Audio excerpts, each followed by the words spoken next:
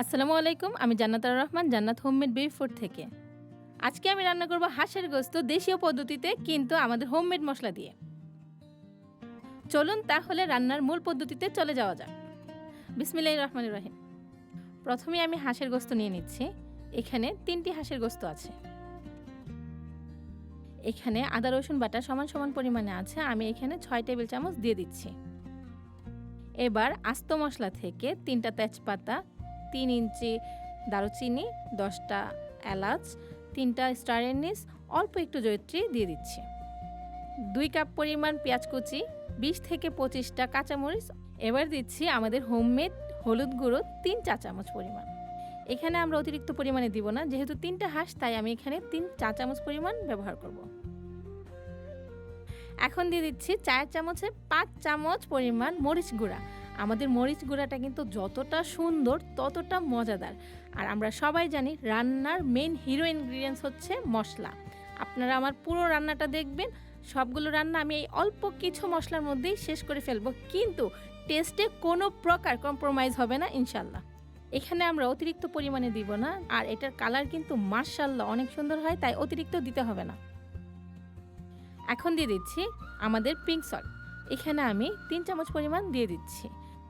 Pink সল্টে 84টারও বেশি পুষ্টি উপাদান রয়েছে। বিসমিল্লাহ। স্বাদ অনুসারে লবণের পরিমাণ কম বেশি করা যেতে পারে।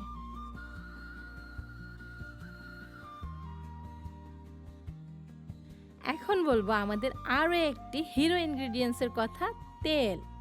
তেল ছাড়া কিন্তু আমরা রান্না কল্পনাও করতে পারি না। তেল যদি ভালো না হয় তাহলে কিন্তু সেটা আমাদের হেলথ ইস্যুতেও ইমপ্যাক্ট ফেলতে পারে।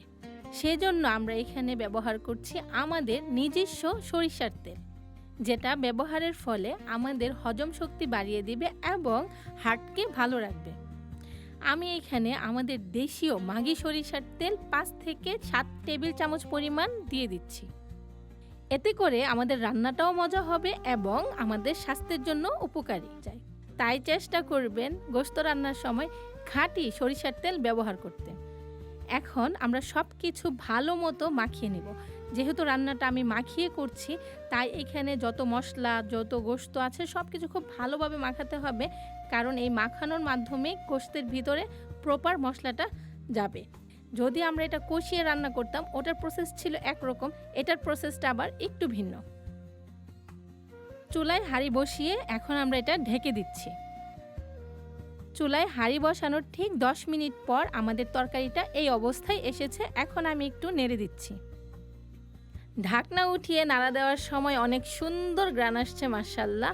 আশেপাশে যারা খাবার অপেক্ষায় আছে তাদের খিদা আরও বেড়ে গিয়েছে। তো আমি আর সময় নষ্ট করব না, রান্নাটা হয়ে যাওয়ার সাথে সাথে আমি সার্ভ করব ইনশাআল্লাহ। আমাদের রান্না কমপ্লিট আলহামদুলিল্লাহ। এখন চুলা থেকে হাঁড়িটা নামিয়ে নিচ্ছি। এই হচ্ছে আমাদের মশলা এবং সরিষার তেলে রান্না করা হাঁসের গোশতর ফাইনাল লুক।